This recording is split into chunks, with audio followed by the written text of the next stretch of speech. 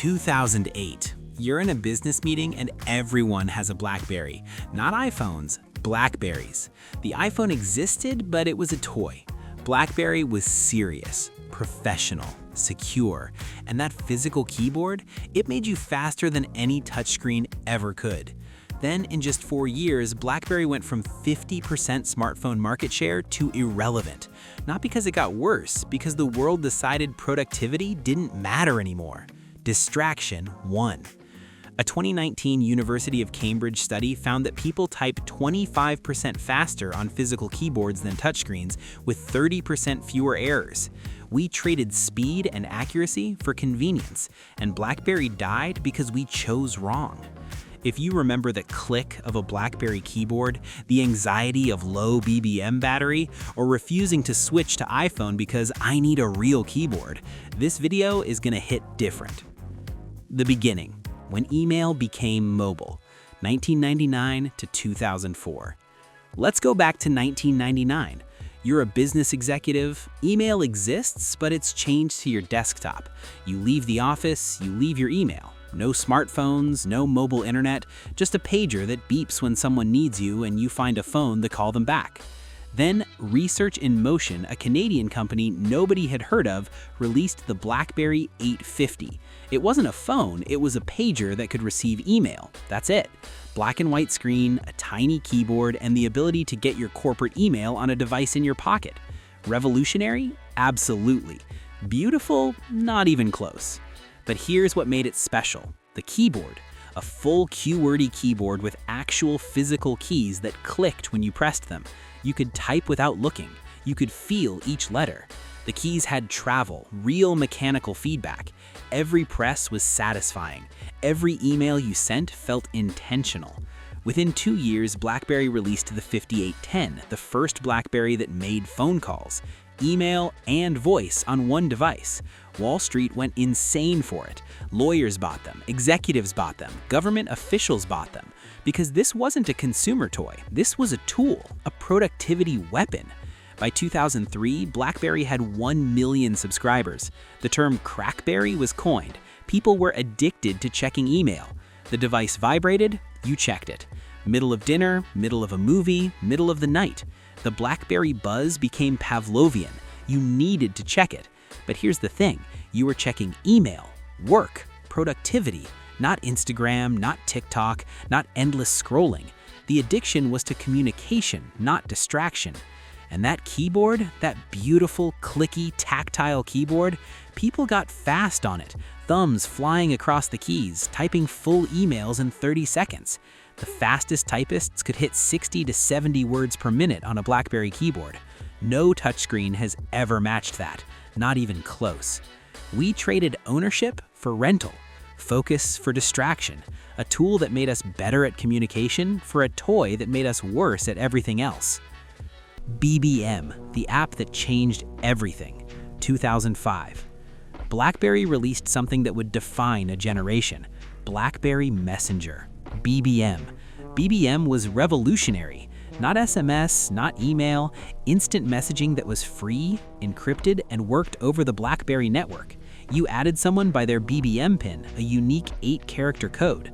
No phone number shared, no privacy violations, just peer-to-peer encrypted messaging that was instant. And here's what made BBM special: the D and the R. When you sent a message, you saw a D when it was delivered, you saw an R when it was read. Nobody else had this. SMS didn't have read receipts. IM didn't have delivery confirmation. BBM showed you exactly when your message was received and read. It created a new form of social anxiety. They read my message 10 minutes ago and haven't responded. But it was honest. No ambiguity. No, maybe they didn't get it. You knew. BBM became culture. Teenagers used it to coordinate plans. Professionals used it for quick work communication. The BBM broadcast feature let you send one message to your entire contact list. BBM groups were created for friend circles, work teams, family.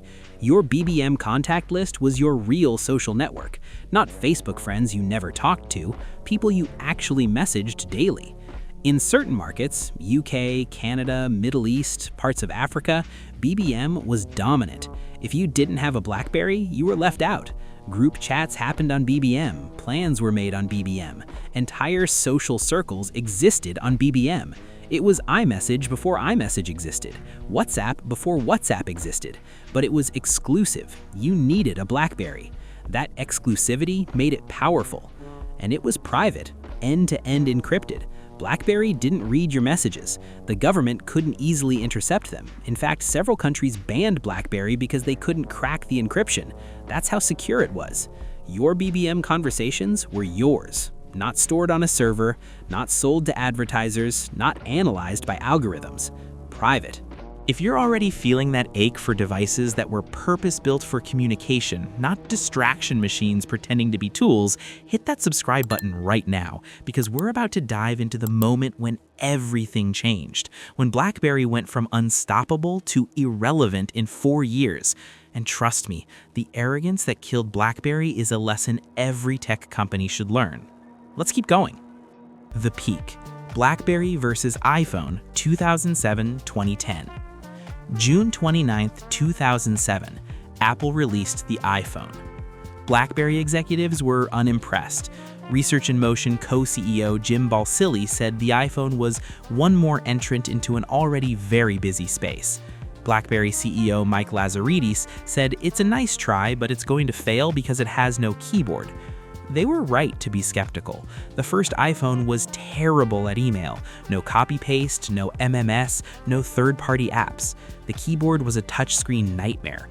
Autocorrect guessing wrong, fingers hitting the wrong letters, typing speeds cut in half. For business users, it was a joke. A beautiful, expensive joke. BlackBerry, meanwhile, released the Bold 9000 in 2008. This was peak BlackBerry. The keyboard was perfection. Slightly curved keys, perfect tactile feedback, backlit for typing in the dark. The trackball was smooth and precise. The screen was sharp.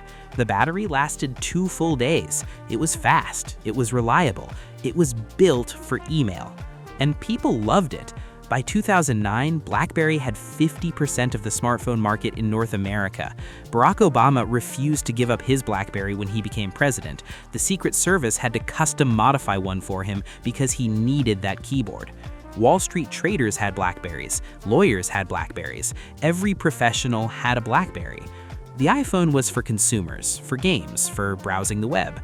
BlackBerry was for work, for serious people doing serious things. The two weren't even in competition, they served different markets. Except that distinction was about to disappear. The turning point, when apps became everything. July 2008, iPhone opened the App Store. Suddenly, the iPhone could do anything: games, navigation, social media, productivity tools, photo editing, music streaming. The iPhone became a platform, not just a phone, and every app made the iPhone more valuable.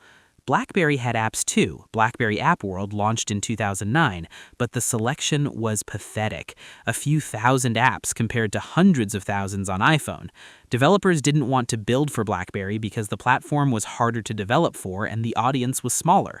It was a death spiral. Fewer apps meant fewer users. Fewer users meant fewer developers. Fewer developers meant even fewer apps.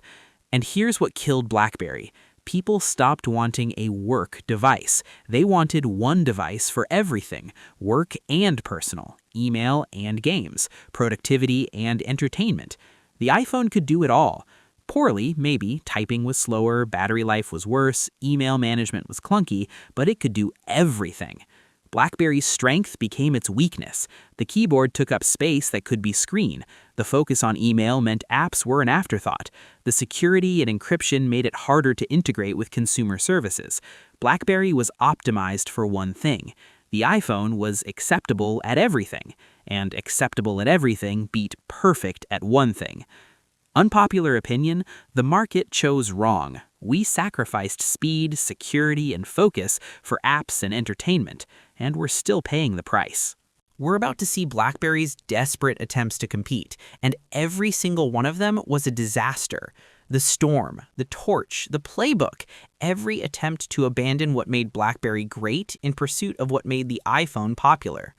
Quick question for the comments: how long did you hold out with your BlackBerry? When did you finally give up and switch to iPhone or Android? I want to know. Let's finish this. The Desperate Attempts, BlackBerry Storm and the Fall, 2008 to 2013. November 2008, BlackBerry released the Storm, their touchscreen iPhone competitor. It was a disaster. The screen physically clicked when you pressed it, a clickable touchscreen that was supposed to give tactile feedback. It was slow, the touchscreen was unresponsive, the operating system crashed constantly. Reviews were brutal, users hated it. It was BlackBerry admitting we were wrong about keyboards and failing to execute on the pivot. They tried again. The Torch 2010 had a slide-out keyboard, trying to be both touchscreen and physical keyboard. The Playbook Tablet 2011 was supposed to compete with iPad. The Z10 2013 was a full touchscreen with no keyboard at all. Every attempt failed. By 2013, BlackBerry's market share had collapsed from 50% to under 3%. The iPhone and Android had won, not because they were better at email, they weren't, not because they were more secure, they weren't, but because they were versatile, and versatility beat specialization. In 2016, BlackBerry stopped making phones entirely. The company pivoted to software and security services. The devices were dead. The keyboard was dead. BBM was open to iPhone and Android in 2013. Too late to matter. By then, everyone had moved to WhatsApp and iMessage. The BlackBerry era was over. What we lost: the death of purpose-built devices. Here's what nobody talks about. BlackBerry was right about keyboards. That 2019 Cambridge study, it confirmed what BlackBerry users knew all along. Physical keyboards are faster and more accurate than touchscreens. We type 25% slower on glass. We make 30% more errors. Autocorrect tries to fix it, but autocorrect is wrong half the time, and now we're fighting with our keyboard instead of just typing. BlackBerry users in 2008 could type 60 to 70 words per minute on that tiny keyboard. Today's iPhone users average 40 words per minute. We got worse at typing. We traded speed and accuracy for screen real estate. We chose a bigger screen over a better tool. And BBM, we lost the best messaging platform ever created. Read receipts that worked, encryption that was real, peer-to-peer communication that was not stored on corporate servers, group chats that were actually functional, a PIN system that protected your phone number. We had all of this in 2008. Today, we use iMessage, which stores everything on Apple servers, or WhatsApp, which is owned by Meta, or SMS, which has no encryption at all.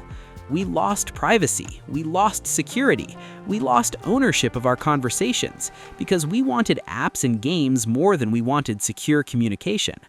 BlackBerry represented something bigger, the idea that devices could be purpose-built, that a phone could be optimized for one thing and do that one thing perfectly. Email, messaging, communication, that was it. No games, no social media, no endless scrolling, just tools for productivity. The iPhone killed that idea. Now every device tries to do everything. Your phone is your camera, your game console, your TV, your music player, your map, your calendar, your everything. And because it tries to do everything, it does each thing worse than a specialized device could. We don't have work phones anymore. We have one phone that's supposed to handle work and life. No boundaries, no separation. You can't leave work at work because work is in your pocket next to TikTok and Instagram. BlackBerry users could turn off their work device. iPhone users can't. There's only one device. Always on, always available, always distracting. We traded boundaries for availability, single-purpose excellence for multi-purpose mediocrity, and we called it progress. The arrogance, why BlackBerry really died. But here's the uncomfortable truth. BlackBerry didn't die because touchscreens were better. BlackBerry died because BlackBerry refused to believe the world had changed. When the iPhone launched, BlackBerry had years to respond. They had the resources, they had the talent, they had the market dominance, but they were arrogant. They believed business users would never abandon keyboards. They believed security mattered more than apps. They believed productivity would beat entertainment. They were wrong. Not because those things don't matter, they do, but because consumers don't care. The average person doesn't care about typing speed, they care about Instagram. They don't care about encryption, they care about Snapchat. They don't care about battery life, they care about games. BlackBerry built for the 10% of users who needed a productivity tool. Apple built for the 90% who wanted a toy, and the 90% won. The market chose entertainment over productivity, distraction over focus, versatility over specialization. BlackBerry could have pivoted earlier. They could have built a better app ecosystem. They could have made BBM available on iPhone in 2010 instead of 2013. They could have released a touchscreen device that didn't suck. They had options. But they were too proud, too confident, too convinced that their way was the right way. And by the time they realized the world had moved on, it was too late. This is what happens when you confuse being right with being relevant. BlackBerry was right about keyboards, but being right doesn't matter if nobody cares. The legacy. What BlackBerry taught us. In 2016, a company called TCL licensed the BlackBerry name and released the BlackBerry Key One, a modern Android phone with a physical keyboard. It sold to a tiny niche of die-hard fans who refused to let the dream die. In 2022, BlackBerry shut down the infrastructure for legacy devices. If you still had an old BlackBerry Bold, it stopped working. The network was gone. The devices were bricks. The era was officially over. But the memory lives on. There are still forums of BlackBerry fans mourning what was lost. There are still people who keep their old BlackBerry Bold in a drawer, charging it occasionally just to feel that keyboard click one more time. There are still group chats where people share their BBM pins, knowing the network is dead, but unable to let go of what it represented. Because BlackBerry wasn't just a phone, it was a philosophy.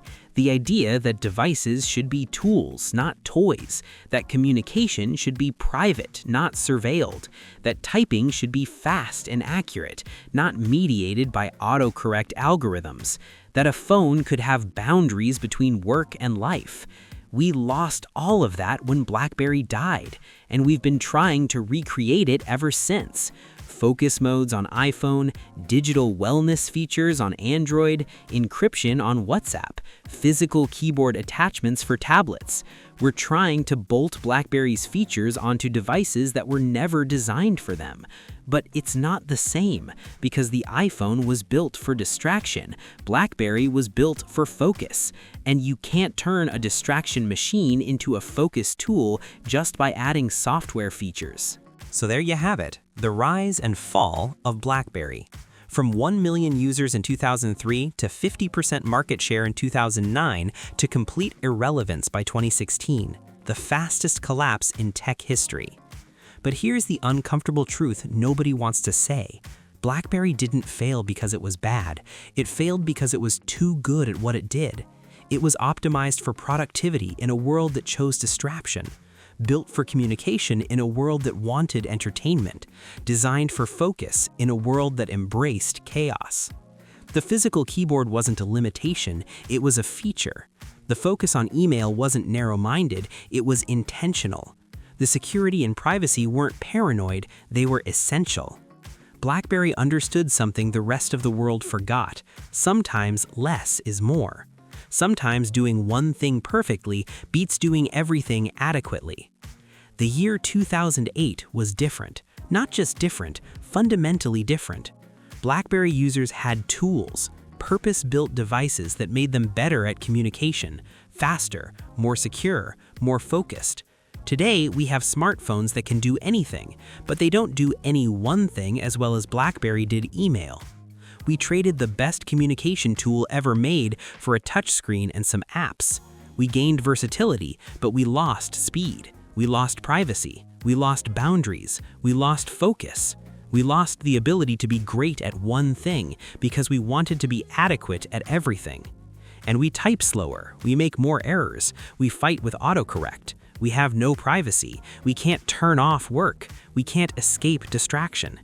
Every BlackBerry user knows what we lost: the click of the keys, the speed of the typing, the privacy of BBM, the satisfaction of a tool that did one thing perfectly. We can't go back to 2008. BlackBerry is dead. The Bold 9000 is a museum piece. BBM is gone. The keyboard era is over. But maybe, just maybe, we can remember what made BlackBerry special. Not just the keyboard, not just BBM, but the philosophy. Because BlackBerry was right about keyboards, and we killed it anyway. Which memory hit you hardest? The click of the keyboard? The anxiety of seeing that R on BBM? The 2-day battery life? Drop a comment and let me know what you miss most about BlackBerry. And if you remember refusing to switch to iPhone because I need a real keyboard, subscribe to Before Wi-Fi for weekly trips back to the era when devices were tools, not toys. Thanks for watching.